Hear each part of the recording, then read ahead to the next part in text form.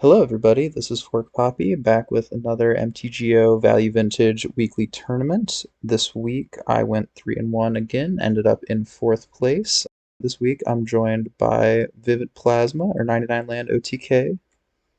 Hello, everyone. I'm VividPlasma, 99 Land OTK on Moxfield, and this week I went 2 and 2, rank 8 on Nadu Breakfast.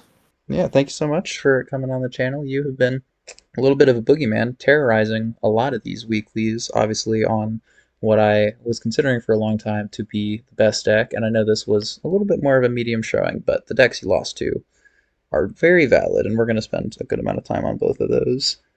With that in mind, though, let's go ahead and just start off with the list I ran this week. It was a really fun one. So I was playing Jund Persist, utilizing the new partner with Bebop and Rocksteady. This idea was something I've been kicking back and forth with another brewer named Zoninks. The idea behind these is like they're just really steady card advantage and pressure.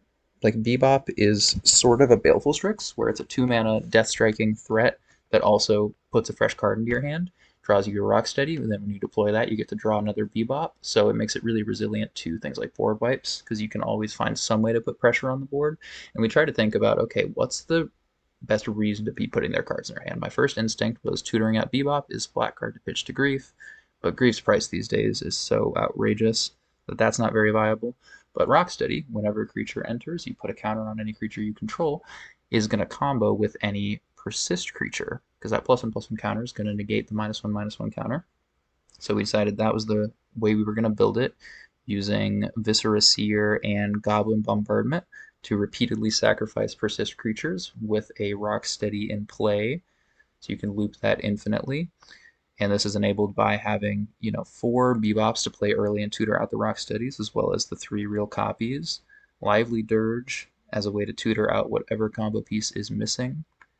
And then just a little bit of your standard interaction and acceleration you might see from a Jund deck in this format. So I thought this list was really fun to play. It definitely impressed me a little bit more than I thought it would. What did you think of the list, Plaza? I think it looks really good. Traditionally, I think it's been usually a bit more red heavy with stuff like First Day of Class, perchance, Mm-hmm. to get an additional copy of the Rocksteady effect. But with Rocksteady being like within the Jund colors compared to the white Vizier, Yeah, the which were the other Vizier ways. or Anafenza. Exactly, yeah. Both of them, one is out of colors, one of them is too expensive and out of colors, I think.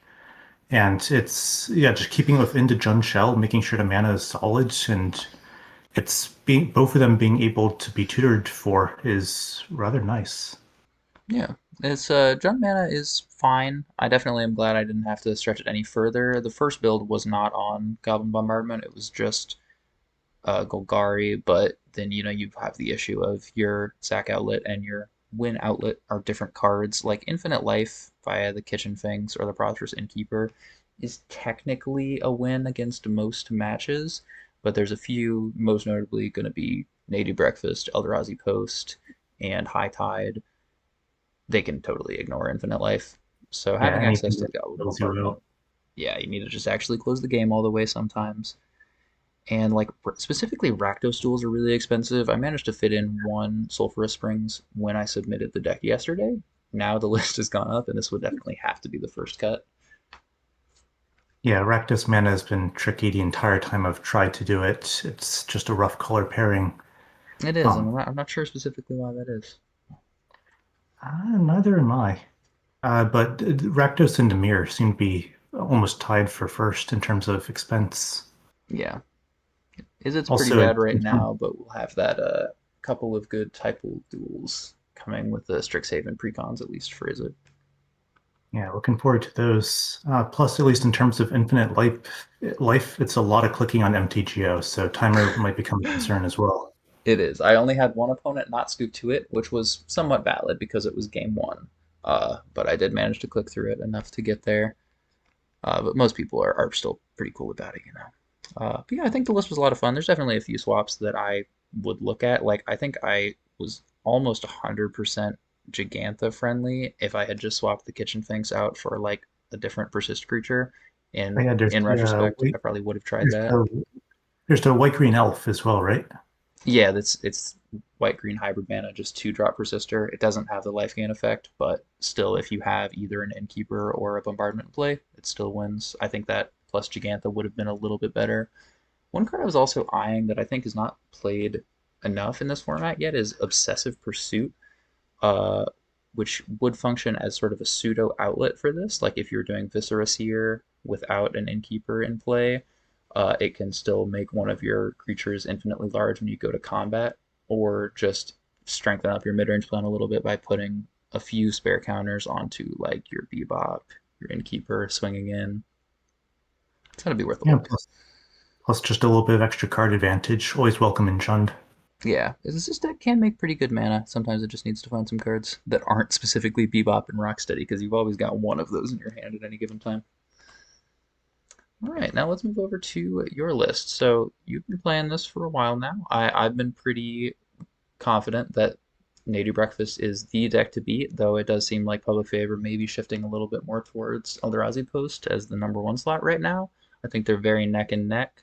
So just talk to me a little bit about the version that you ran this week, how it felt to you, what stands out.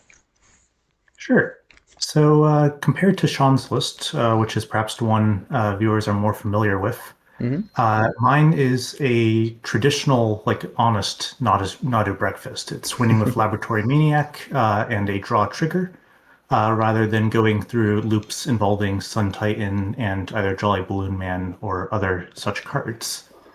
The goal of this deck is to be at its heart. It is the fastest, or arguably the fastest combo deck into formats, dropping a Nomads and Core on turn 1 and a Cephalid Illusionist on turn 2 to mill out my entire library, get the bare minimum number of Narcomoebas into play, and then cast a Dread Return on Angel of Glory's Rise, which will bring back my Laboratory Maniac, as well as Hojo, which becomes my draw trigger, and notably, I have a Meddling Mage and an Anointed Peacekeeper, which is what lets me get rid of Azami, Lady of Scrolls, who would typically take this place, by allowing me to check my opponent's hand as they enter, and then name a card with Anointed Peacekeeper and name a card with Meddling Mage, ensuring that any sort of instant speed interaction would not mess up my Hojo draw with Laboratory Maniac in play. Yeah, I always thought And that was then super smart. Hojo is like a much better card than Azami because it's just a ninth way to make your nomads effects strong. And the Peacekeeper, Meddling Mage are just so reasonable to play out early while also protecting you from that one removal spell on your combo. This is really clever deck building. Thank you. And yeah, they've been excellent cards just when I've happened to draw them. And then also a benevolent body card at the very top there for when I when I sacrifice all of my creatures as part of the Dread Return. This is a free way to get a single targeting trigger on the stack Hmm. and is a decent enough card in its own right. Yeah, of course. That is generally how you people try to fight a fast combo game from this deck is just answer the nomads early with the Cephalid or the Nadu on the stack, and this can protect that for a turn. Yep. The rest of the deck is trying to either assemble the combo or just go for a Nadu mid-range plan because Nadu is a messed up magic card for only 39 cents this week. It's been cheaper in the past as well. And the ability to grind out value with Nomads and Core and a Nadu, in this case with a Warrior on Core as a backup for Pithing Needle type effects, ideally a Shuko, but that was out of budget this week. Yeah. It's just one of the most consistent, in my opinion, mid-range plans, the ability to just generate value indefinitely, while also making it resistant to removal, because if you target your opponent's Nadu, they're still getting a card off of it. Yeah, it never feels good to interact with unless you can get it, straight out of hand. Yep. So we And touched on it a then little bit. Let's do a little comparing to Sean or Green Gang's list, because this is one that, yeah, a lot of people are probably familiar with. This does have some consistent tops in the paper events. Now, the biggest thing you pointed out was obviously you're doing the Angel of Glory's Rise package. Do you have any thoughts on this whole Sun Titan Grafted War Gear Life Death plan? Why specifically you're not on it? it's much more complicated. It's arguably better. Like Sean's list is arguably the better list. However, the lines that you would have to go through in order to actually play it out are much more complicated Yeah. and also not deterministic, which becomes potentially an issue if you are going for a more turbo strategy. Sean's is much better at playing the mid-range game plan as well Hmm. as recovering after being interacted with. But in its current form, I believe it is unable to do a turn two goldfish without additional help. Right. That makes sense. Just throwing everything in the yard. Yeah. It's not going to be as. It's not going to just dread return a laboratory maniac and win on the spot. It needs to generate a lot more cards in hand and mana available. Yeah, generally, I think only one extra mana available, but it is the difference maker between turn two and three. Yeah, absolutely. Any other general thoughts on the deck? Any reason that you think we're maybe seeing it a little bit less in favor of Eldrazi Post right now? I think Eldrazi Post is just a bit more resilient to interaction, and its ability to just be able to play and crack an Oblivion Stone on the same turn cannot be overstated. Yeah. Like all the sorts of various combo decks or mid-range decks that need time to set up a board state to win with, just having an Oblivion Stone looming over you that entire time is oppressive. Yeah. And land hate is only so good against a base green deck. Yeah, they do have a good ability to bounce back from most of what people are considering the most pointed hate. On that note, my post hate this week, because I knew I'd need some, was Shivan Harvest, which I never Awesome. drew once, but I get the feeling it's a little too slow. I think even going 1 for 1 or being Damping Sphere would have been better, but it's cute. It's cute. All right, with that in mind, we're going to jump ahead just a little bit because we've been talking about it, and we're going to look at the highest performing Eldrazi post from this week. This is from DevFizzle, normally a Rhinos pilot. This list is pretty similar to the list that won SEG Richmond. One of the most notable differences between this and Sam's list, former guest on the channel who also consistently tops these MTGO events, is they are on 0 copies of Glaring Fleshraker and no Mystic Forge, but they are on Explore, which seeing this card played a little bit for like I think it's much better than some of the other cantrips like Once Upon a Time, specifically between turn 2 and 4, and it's a lot cheaper on the budget. I think that the floor on this card is really low, but of course it is really bad late game. But all in all, I mean, I think this list is relatively what's becoming the stock, and it just consistently is performing really well week after week. Yeah, I'm not sure I have much to add. The deck is really strong. Once Upon a Time is a really great card. I'm running four of, and this deck's only running one, but it definitely eats into the budget. And Explore, notably getting you an extra Cloudpost on potentially on turn two, is so much acceleration for this deck, which is Yeah. otherwise trying to cast some rather large Eldrazi. Yeah, I think that is technically the highest rate of acceleration available, not counting Soul Ring, is Cloud Post Forest, turn 2 Explore, and a second Cloud Post. I am a big fan of Once Upon a Time as well, but at the $1 2 that it's at right now, I would find it to be an early cut from a lot of lists I'm playing it. Yeah, this looks pretty much what we're used to. This is pretty much the deck to beat right now. It can, hit you on so many axes. It just goes bigger. It has access to good interaction for the Cascade matchups. Glimmer Post reads as so innocuous, but it is so real into the aggro matches that's extremely resilient. Plus Trench Post providing an amazing alternate win con that I've seen come up time and time again, Yeah. or just the ability to disrupt a specific card focused deck by milling over stuff before it needs to be. Yeah, a lot of these decks, this doesn't feel like an alternate win con. It feels like the win con. Because if Yeah. you can just lock down the board, it doesn't matter if you don't have anything in play. This will find its way there eventually. I Now, like the another one of list. Tsunami in the board. Oh, yeah, absolutely. I've heard about a couple people trying to fit two, actually. And I don't think it's bad. I have not really looked too hard at it because, for better or worse, people just don't play High Tide at these weeklies. I do Yep. think High Tide's still very strong, and this is a great answer to it. And potentially some other like fair, control matchups like Miracles. This could still be a good bomb. but I haven't seen especially a ton of need because for it. this deck isn't really able to run um, what's the 2 mana Storm Hate artifact? Oh, Damping Sphere. Yeah, this deck can't run Damping Sphere, but still Hmm. needs to be able to deal with Mono Blue Storm somehow. So it's a fun Yeah, tech piece there. definitely. This is one of the best tools for that role. That is something that's been coming up a lot recently. Is obviously Post wouldn't play Damping Sphere, but Damping Sphere boarded in opposing Post has been starting to feel really underwhelming. Like obviously turning down that acceleration is strong, but the deck is just so resilient and so strong that like it just feels like an uphill battle. Like it's still if all you're doing is stopping their Cloudpost from tapping for 2 or 3 and not answering what they're going to be able to put on the board, not killing them fast enough. I feel like E-Post can easily win so many games even when you resolve a Damping Sphere against them. Yeah, 22 lands, a Soul Ring, two Talisman. Like you're Yeah. trying to force the game into a longer game, and a longer game is where Cloudpost is happy to take you.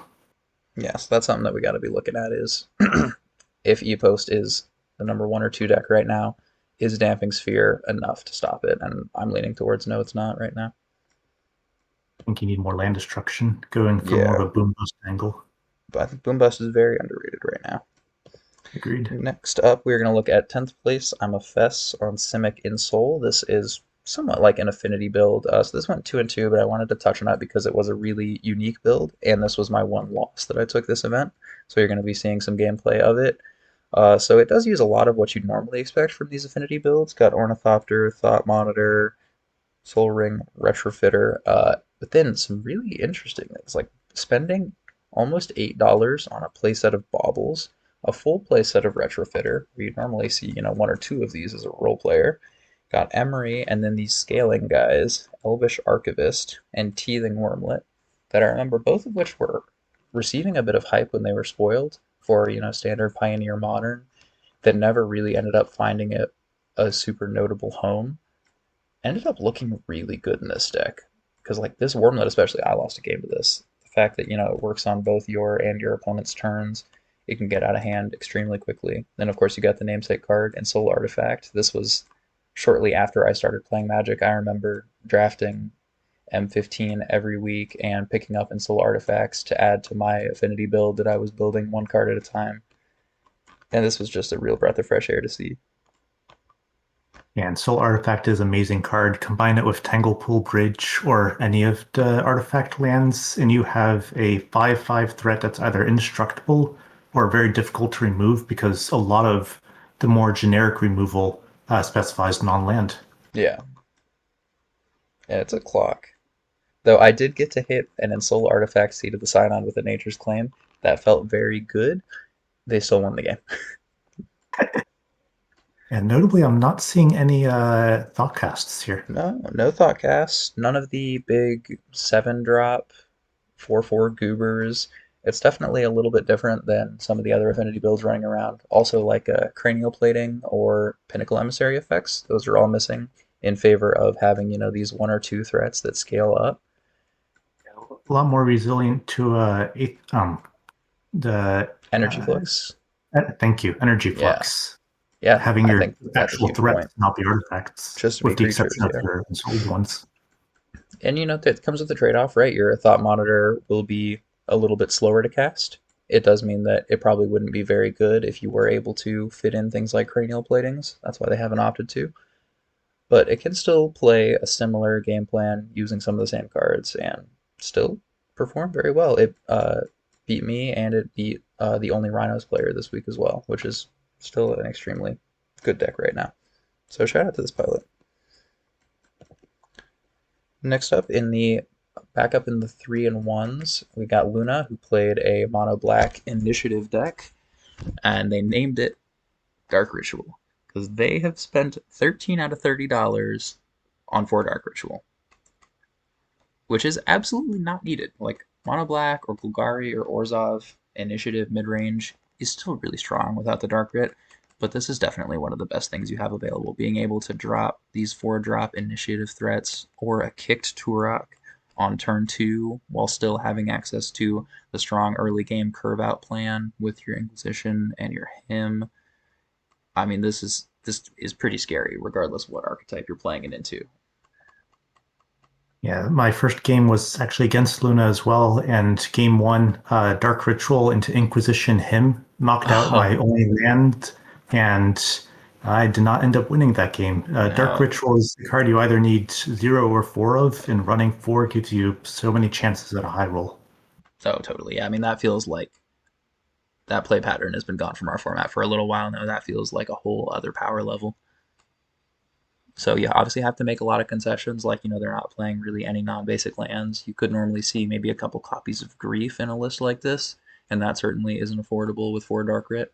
But they've managed to fit the whole rest of a really reasonable core of a deck in here, with this being nearly half the budget. It's super impressive. Yeah, nothing else I don't think is too notable. I think this is pretty close to what I would do with it. Generally used to seeing these feed the swarms on the sideboard. There is the new Shredder's technique that I wonder if maybe that's worth trying out over it. I'm not sure where the price settled on that though. Break the Ice is a really good call right now. Yeah, excellent tech against posts. I think that's probably the more damaging one, especially if you ever get a chance to overload it, perhaps off a Yeah, Dark Ritual. I heard about that happening just today. My buddy Duncan is playing his green Free Strider Lookout post list and got overloaded, broke the ice. Oof. Yeah, it's a major blowout. All right, and then another 3-1. We got Danksy playing Mono Red Hollow One. This list is not dissimilar to the list that Idle topped with a couple of weeks back.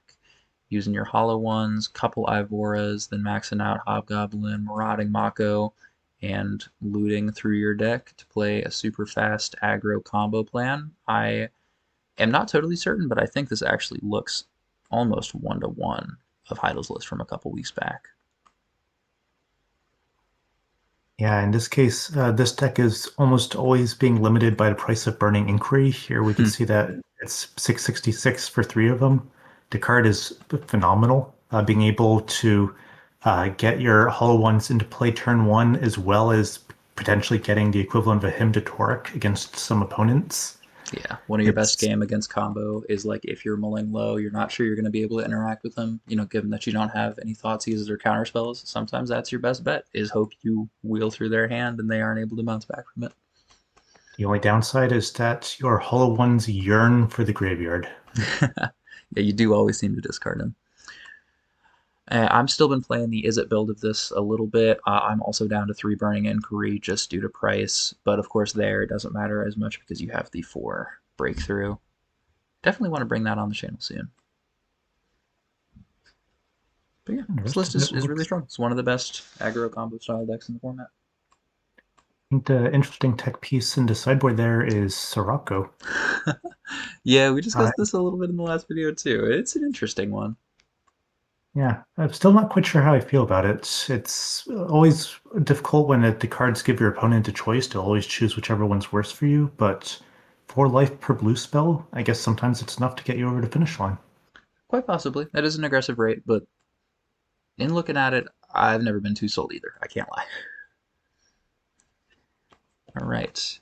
Our next 3-1. This was Misinput on Mono White Lurrus Humans. Now, I've seen a good few humans builds running around, but none built exactly like this. Some usually have some other gimmick, like maybe they're doing the 5 color pyre thing, or maybe they're doing some way of cheating, like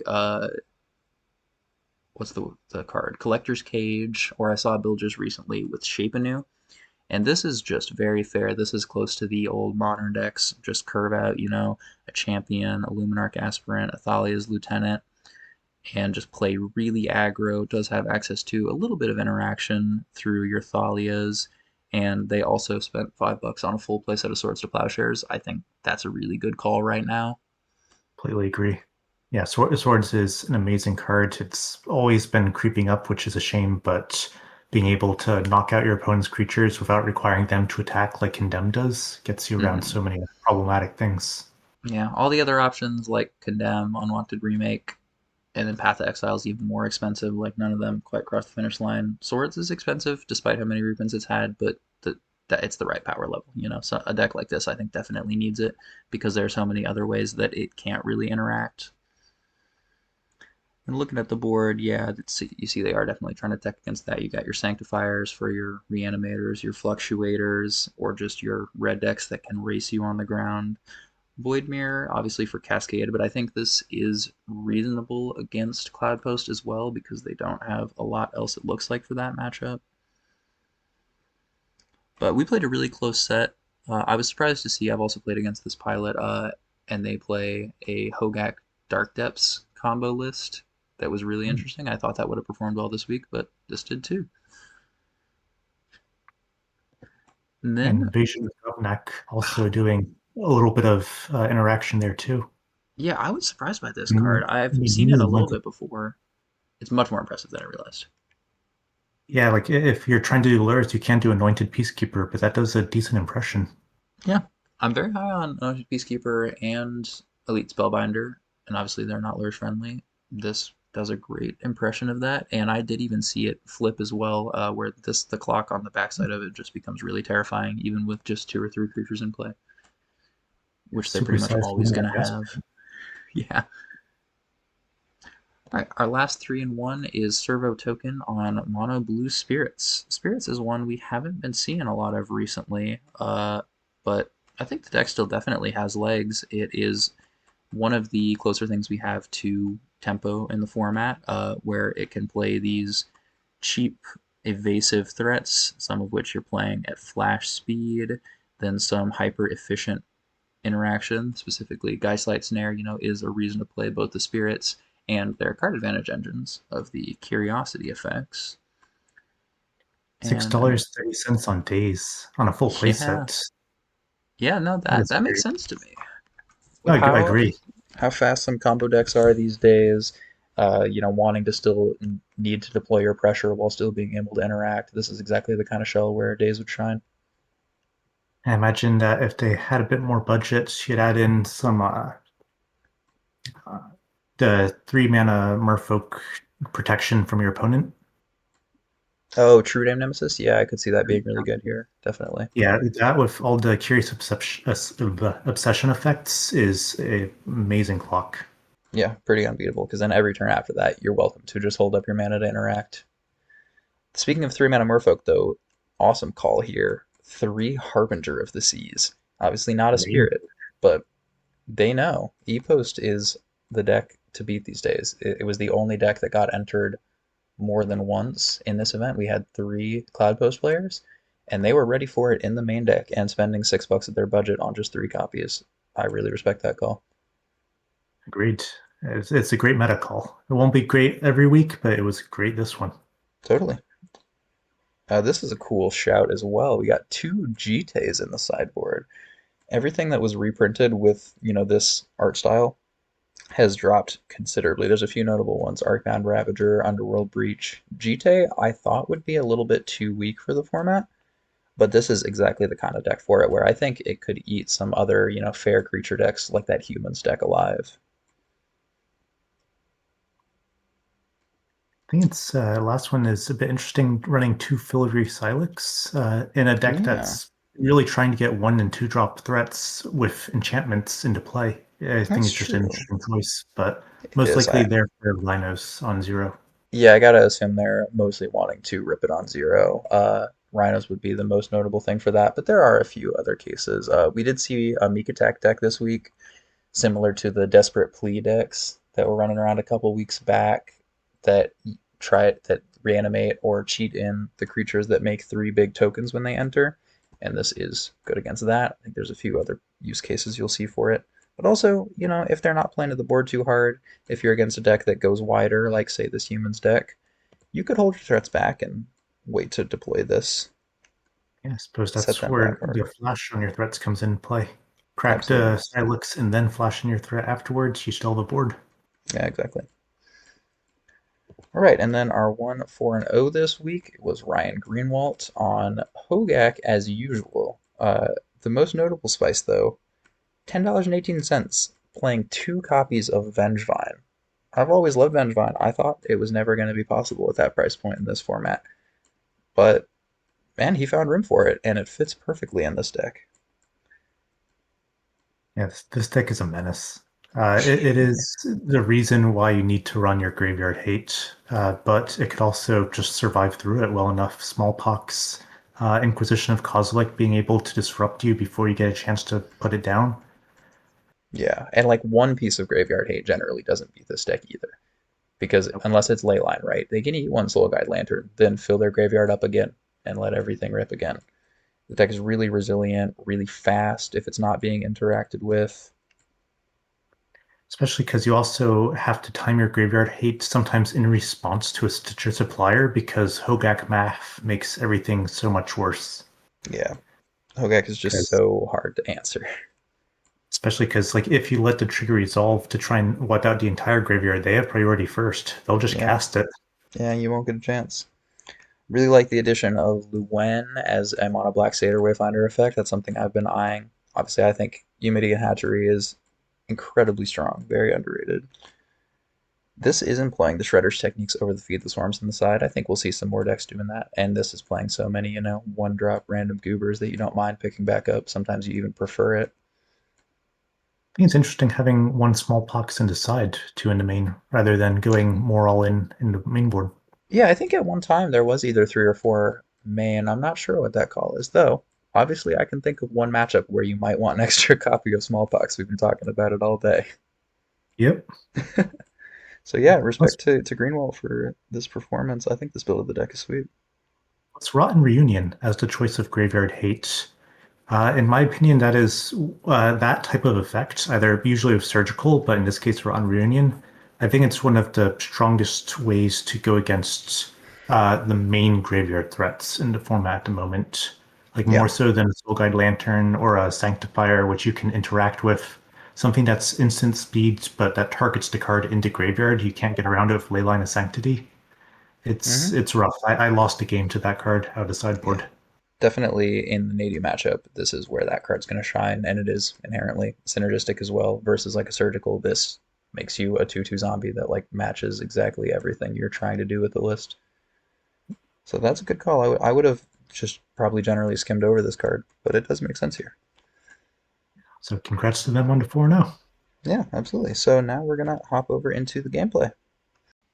In my round one here, I played against Duncan on the same green Free Strider Lookout post list. My opener here was kind of medium, but this is one where I was thinking maybe we'd get to show off Bebop as just a mid-range engine, and I am technically just one draw away from having a combo kill available here. I have access to a Rocksteady, got a Goblin and a Sack Outlet. If I just see Bombardment or the Prosperous Innkeeper, that is a full kill, so I think this is a reasonable keep.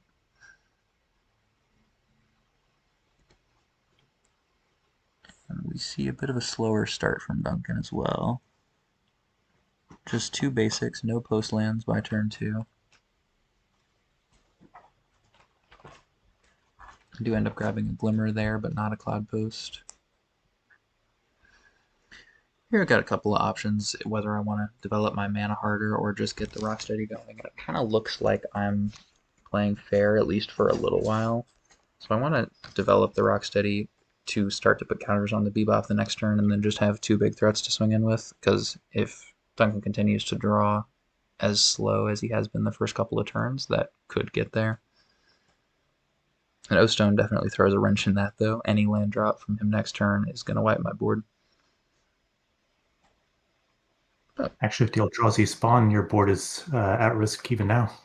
yeah, yeah, there was pretty much no way I was getting out of it unless I drew win, which this technically was just infinite life. But very politely, Duncan does just scoop it up. He cannot beat infinite life. And there we see, yeah, I knew I'd play against the Cloudpost. I got some Shivan Harvests. I also put in Duress over Inquisition of Kozilek. Looking back, that was completely incorrect. He doesn't have any non-creature spells over the mana value of 3, so I should have kept the Inquisitions because they also hit the Free Strider Lookouts. But I did board out the Galvanic Discharges for Nature's Claims in order to hit Disruptor Flute and O-Stone. I think that was a reasonable call. And then this hand I duress into is wild. Obviously, I'd love to take the Soul Ring. I decided to take the Hearse because that can completely stop the Persist combo. I think that was a fine call. And this sequencing is good. He ends up mumbling into the third Disruptor Flute, so he could name so many cards in my deck. Ends up blind naming the Bebop, which was my plan for turn 2. He's pretty smart with his names on these flutes. Obviously, he knew the list ahead of time, but he spent a long time tanking on this one. Ends up naming Viscera Seer, which is probably what I would have done as well, given that, it's the only face-up thing. But maybe, naming Bombardment would have been reasonable as well. Or Rocksteady, because, yeah, if I do just have it, now this is my game plan. I was joking with him in a little bit. Once you get to put one counter on Rocksteady, it is just a 4/4 Rhino with Trample. So it's singular Crashing Footfall, and that can easily close some games on its own.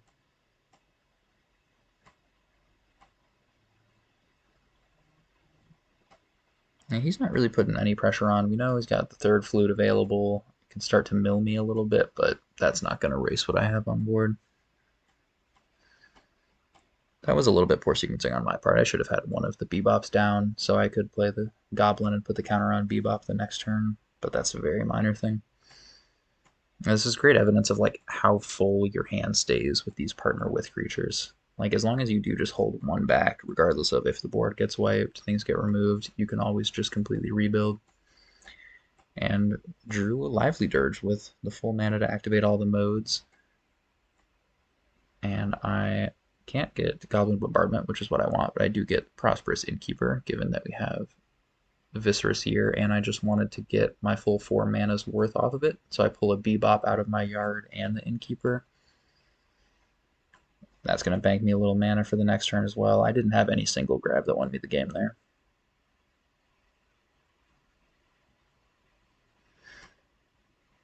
But this is still just a ton of pressure. 2 bodies hitting the board is 2+++ counters, whether I'm comboing or not. And I don't think it really needs to be O-Stone or Bust at this point, but even then I can rebuild with Bebop and Rocksteady in hand, so he packs it up with a 2-0. Round 2 I played against that blue-green Artifacts deck, and I was totally in the blind. I think this hand is not unreasonable, and I have to look down 2 Retrofitters on turn 1. Normally I wouldn't take that too seriously. Retrofitter's pretty mana intensive, like it's really just a late game card. Theoretically, the second one wouldn't do that much. But in the last line of text, you can sacrifice an Ornithopter to make it into a 4/4. And you can do that multiple times if you keep recasting it with Emery. So that ended up being an engine that I was really not prepared for. It's like, this is a good draw for me. I have interaction, I've got a ton of mana acceleration.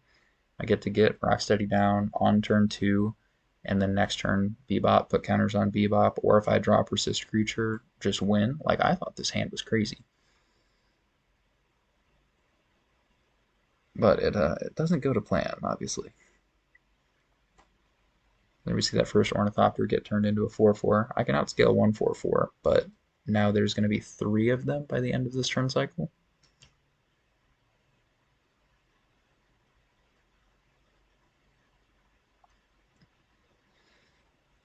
Yeah, if I drew specifically Persist Creature there, I would have felt really good.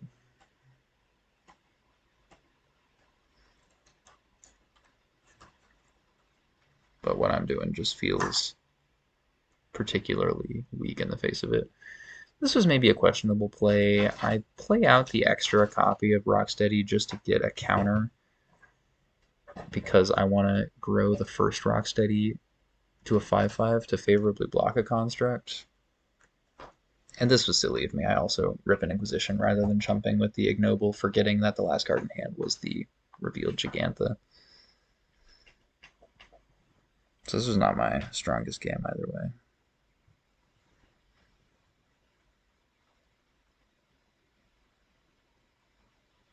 Aether Spellbomb as well is a bit of a blowout. It can stop my combo by a whole turn, or if I have a creature that's got a lot of counters built up on him, it just resets them. Same situation here. If I drew Persist Creature, I could try and force it, but I don't, so I just pack it in. Boarding, like, I have Nature's Claims. That seems good in this matchup, but they went so wide, and it doesn't really help answer the grind of the Emery or the scaling of the Wormlet and the Elf that I don't even feel too good about it. I think about taking out discharges. I end up doing two, and then the fourth Bebop. Initial build of it did just have three Bebop and three Rocksteady, but I wanted to try the fourth to guarantee that I was seeing that part of the deck and having good turn two plays.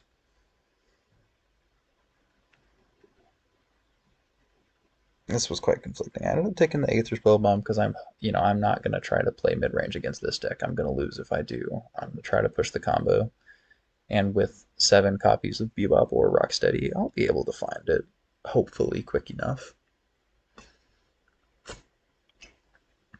There, I decided to get my mana under me rather than using any interaction, hoping that next turn I can. And this is, like we talked about, yeah, Insult Artifact on an artifact land is pretty strong, but my interaction just happens to line up perfectly with it. I can play out my threat first.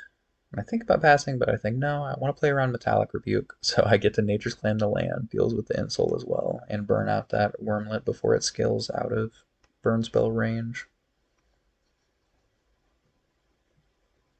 And the Spellbomb is still annoying, but like I'm technically ahead. I do need to overcome the life gain that the Wormlet did. But the Bebop and Rocksteady engine is going to keep my hand full in multiple ways. If I can just find one piece of that, or something like a Lively Dirge, then I feel like I'm looking good. A Soul Guide is also going to interrupt my Persist combo, so I'm not feeling as confident about getting that plan. But if I can just keep them from getting their feet out under them, I do have time. I'm not under any pressure myself yet. Cycle Landscape back to back definitely is not encouraging. Definitely doesn't feel like your deck's doing well.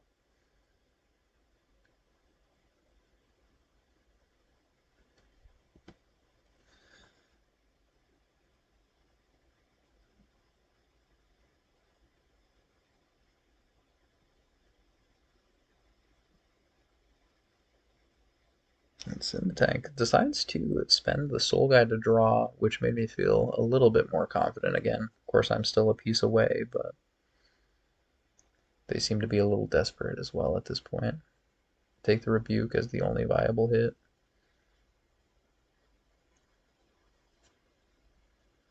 And technically, we are applying more pressure, but this Wormlet, especially getting counters at instant speed, can outscale me pretty quick. So I keep swinging in the Goblin, hoping maybe that they'll take a trade, and it doesn't happen.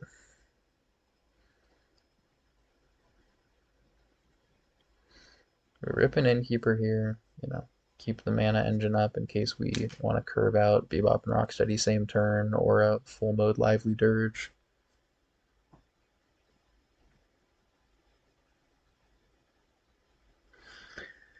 And this is where I get to start to get pretty thoroughly overrun with the Retrofitter. The Wormlet's growing on both turns. The Thought Monitors are castable now, refilling the hand. I think there was a case to chump block and scry one there. I think I probably should have.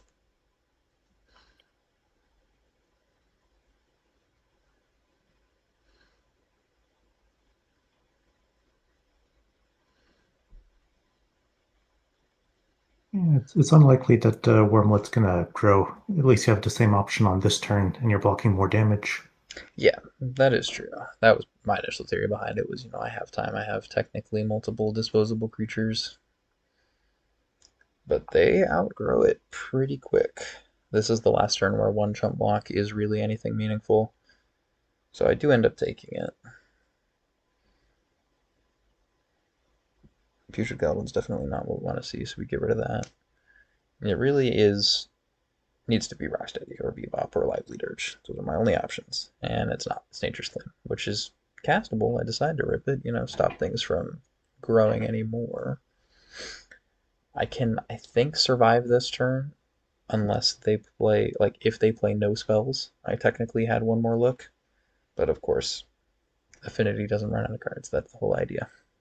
Got plenty to do.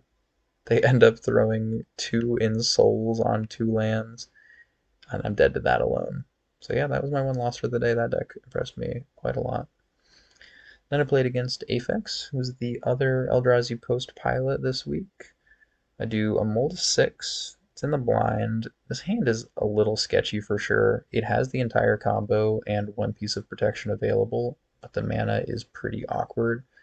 I can't guarantee that I'm casting Rocksteady or double spelling, and I want to use that Inquisition early as well. Innkeeper is kind of the perfect draw to see though, where okay, that's a piece of my combo I can get out early while still Inquisitioning this turn, using my mana efficiently.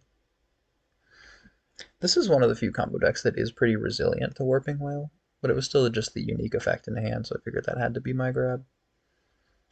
Warping Wail is really strong still, but we're seeing a lot less Cascade, and without the Fleshraker, the make an extra spawn mode doesn't seem too relevant. I feel like we could maybe consider trimming those in some of these E-Post variants.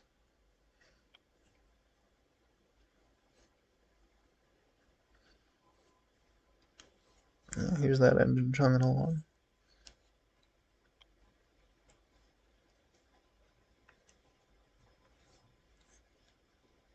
I would say Bebop and Rocksteady were definitely strong for this build. I wouldn't necessarily advise them for like any fair, mid-range deck. I think you need to have a real reason to do it because the cards are both serviceable on their own, but they're not like hyper efficient the level most of the format is. To where sure it keeps your hand full, but it keeps it full of those same cards, which is not always gonna be that impactful. So unless you have a specific build around like the Persist combo, I could be surprised. I think they could be brewed with more, but I wouldn't feel too confident about it.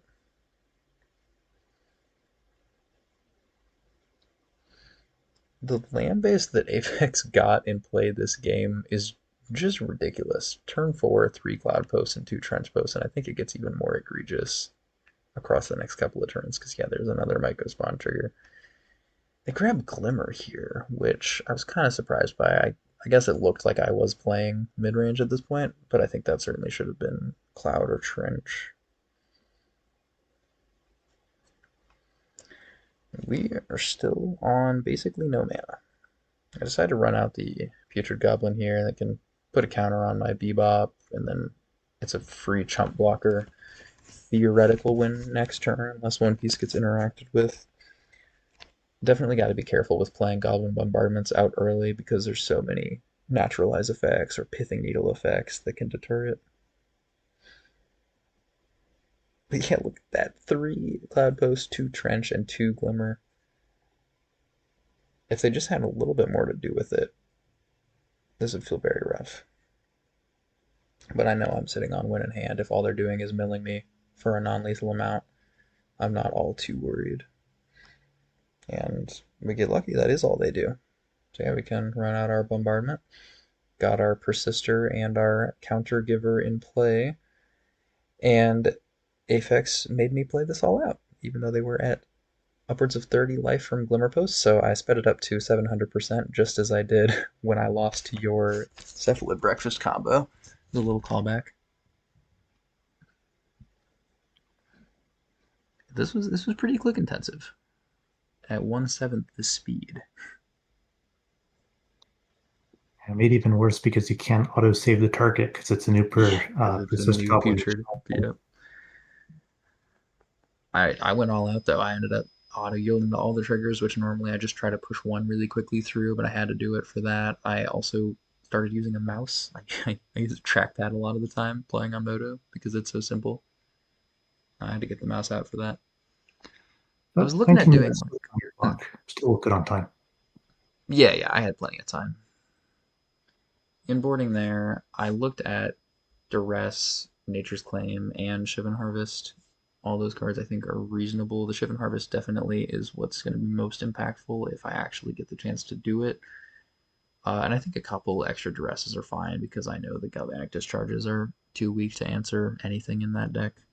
But Nature's Claims could be fine too. It could answer an O-Stone if you need to deploy it and activate it on separate turns.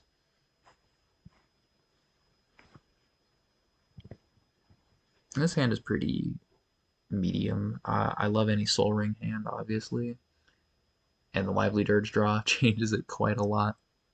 Where in this deck, if you can get your mana under you, you can keep a slightly weaker hand because you're probably going to fill your hand up with Bebops and Rocksteadies. And Soul Ring casts them, at pretty unparalleled rate. But I'm still looking for the Persist creature, which hopefully the Lively Dirge can find for me. Just as long as I get a little bit of time and a little bit more mana. And we see, Aphex is doing his game plan. They're churning through stars and spheres really aggressively. Got 2 Cloudposts in play. Next turn could easily be, a major O-Stone blowout. Here's where I'm faced with that decision. I do decide to play out the Bombardment because next turn a full mode Lively Dirge is pretty much all my mana, and I want to just high roll and get the turn 4 win. But there's so many, Oblivion Stone, Disruptor Flute, World Breaker could all blow me out at this stage because I played out the Bombardment early. And luckily, it's just the Breaker of Creation that we knew about. I ended up drawing the Persist creature anyways, so I decided to go for that as a little bit more stylish. This was, when I first started playing Magic, I played Modern during the Melira Pod and Affinity days, so casting a Kitchen Finks does feel good. We get another 2-0. Then we played against Miss Input on that mono white Lurrus humans build. This was my longest set. This was the only one that went to game 3. I ended up keeping a 7 that doesn't really do anything per se, but it has good mana, just like I talked about with the last game. It's pretty likely that I'll draw one of either the Bebop or Rocksteadies, so if I have a good amount of mana, I'm willing to try the hand and at least one piece of interaction. There they bolt the bird, they swords my Ignoble, which you don't see too often in this format, but it is, a classic piece of Magic wisdom. Curving out with Innkeeper has felt really good. I think that was a big part of what made the deck so smooth.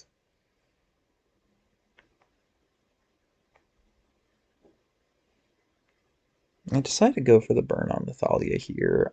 I'm not really concerned by it, but it is technically their best creature, and I do have so many later draws, like Lively Dirge or just, a discard spell that I may as well do that while I have the window too.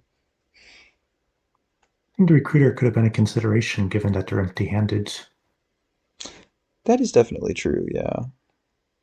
And Kithian also is much better than I gave it credit for. I haven't seen it much until this match, and it was really good against me.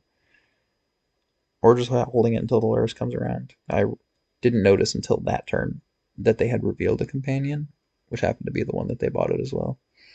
So I think I was a little bit hasty with that discharge. This is maybe a little silly of me too. Bombardment obviously can keep their board clean, which is good, but I realized there I maybe should have killed Kithian before there was mana to activate the indestructible ability. I do have 2 Innkeepers that I don't need, but they end up spending 2 mana on a Copper Gut Vanguard. Giving them Ward is going to be really good against them Bombardment, so I do decide to answer at least one. That is pretty much half my life total dealt with. I'm really looking to find just a Bebop or Rocksteady, which luckily we do. Get to grab it off the Lively Dirge. And something like Swords or a Naturalize effect would blow me out, and I wouldn't have much time to recover. But the nice thing about that is, I could get it next turn, Rocksteady's going to add a Bebop to my hand, and next turn I would have the mana to cast both and try it again. So they pack it in, and I look at my board, I realize I don't have anything. I didn't feel too confident with how I built this sideboard, and I think that needs to be some more considerations for these fair matchups. But I do also feel decent into fair matchups. If I can just survive for a couple turns, they don't often have the right answers for the combo kill. And my mulligan there was a little bit sketchy too. The discharge is good in the matchup, but it wasn't currently castable. I think it would have been right to keep an extra land over that. There's that invasion of Gobakon. It doesn't look too great because we have, 2 of a kinds, 2 pair. But still slowing down my options a little bit. So I'm just going to have to curve out Bebop into Rocksteady, basically. Which could get there, but we're fighting from behind a little bit. With how many cards they have in hand, and my cards being slower. And I do discharge the Descendant here. I was conflicted about it. Obviously, they've got better hits, but I want to start scaling my Bebop up, and I also want to keep this invasion from ever flipping, because even if their board does stay clear, I don't have an answer to a flipped invasion. So for as long as I can keep it on the front side, I'd like to.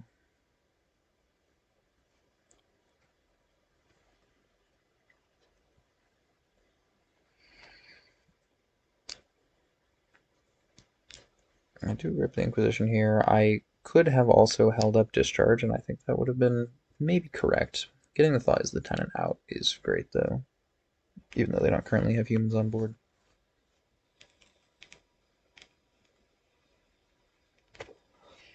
Coppercoat Vanguard has been very impressive as well, especially into Fury. I know Fury is a little bit more expensive, but I still think the card is pretty impressive. I've been wanting to try it in the sideboard of Allies as well.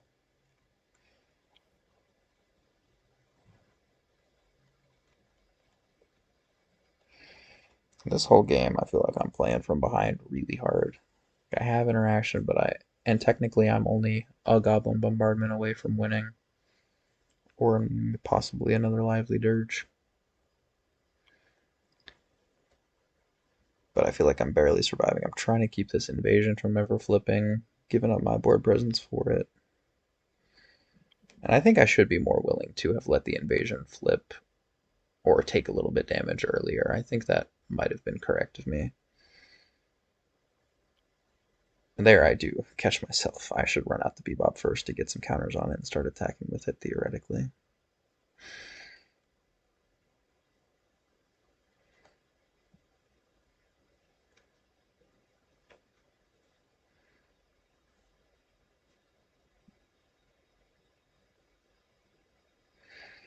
And there's my decision point. All their dudes are buffed now. So I decide I'm going to have to let the invasion go, which continues to scale their board up even further. I run out this goblin to get a counter on Bebop, try to draw a couple cards, still win if I draw Goblin Bombardment. And this was a gamble. I try to burn out the Coppercoat Vanguard to guarantee I get in with Bebop, and that forces the crack on the invasion, which means no more scaling board, but also means I don't get to swing in this turn.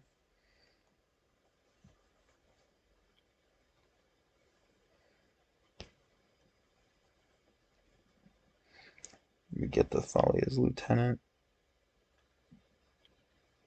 It's growing far out of the range that I can answer any of these creatures. I do miss one free block there. I could have blocked with the Putrid Goblin and just reset its counters. But this is the game where I do see the real power of Gideon. We see, a Kitchen Finks here that can buy me some time. That's two blockers that are completely free, plus a little bit of life gain every time.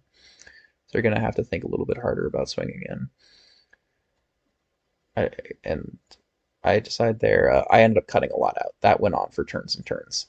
The Gideon goading my Rocksteady, I just never drew the final combo piece, and they continued to put pressure on me. My life total was already so low, but it would have gone on for like 10 minutes if I didn't gut it. You can see that where the chess clocks are at. I figure I'm better just running it back. Game 3 on the play. And that hand was a little bit scary. They got two swords and a lot of pressure. I decided to eat the one swords because I'm trying to go for a combo kill. Similar to some other hands I kept, I've got the Bebop and Rocksteady. I've got a Sac outlet. I'm just looking for a Persist creature. And I'm going to need to make them spend at least one more swords. Here, I'm kind of thinking about how I want to sequence it. I decide I want to run out the Rocksteady first as a good blocker that lets me crack my landscape if I wanted, or just play out the Bebop that's face up. That's what I decide to do. Maybe I can start swinging with it the next turn. Still got one copy of each in hand, one they don't know about though. I think that actually would have been a fine swing for me. But they end up just passing it back. They're holding up a End Step Cathar Commando, which makes sense. It's a good reminder not to run out my bombardments early. That was a bit of a decision point. I could have played out the Seer to put an extra counter on Bebop, but I decided to just crack my fetch land. There we do see the Cathar Commando at the end step. So Goblin Bombardment, when technically is not available to me unless they tap out, which they do. Go for a Vanguard. They're just trying to put some pressure on, which it makes sense. I've had a lot of time at this point. I decided to throw my Innkeeper under it because it kind of breaks even, right? It turns off the option for me to gain infinite life, but that was my one window to cleanly remove the Cathar Commando and hope that my Bombardment just sticks in play, which does actually close the game 100%. You still don't see a Persist creature, though. Got a few options on how to play this. What I decided to do is, it's a pretty close line.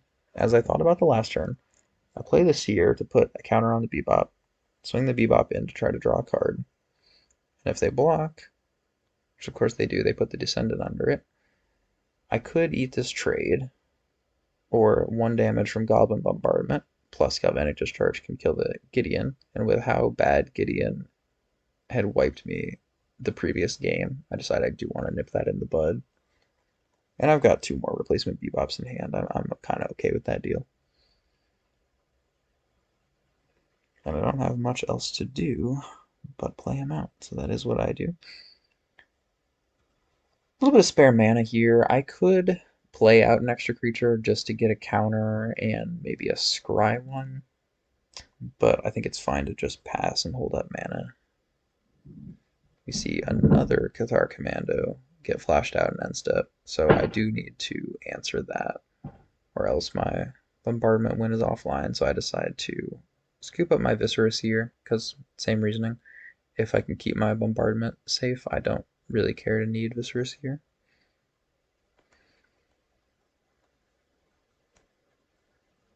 And this input just continues to go wider, but I'm still at 18.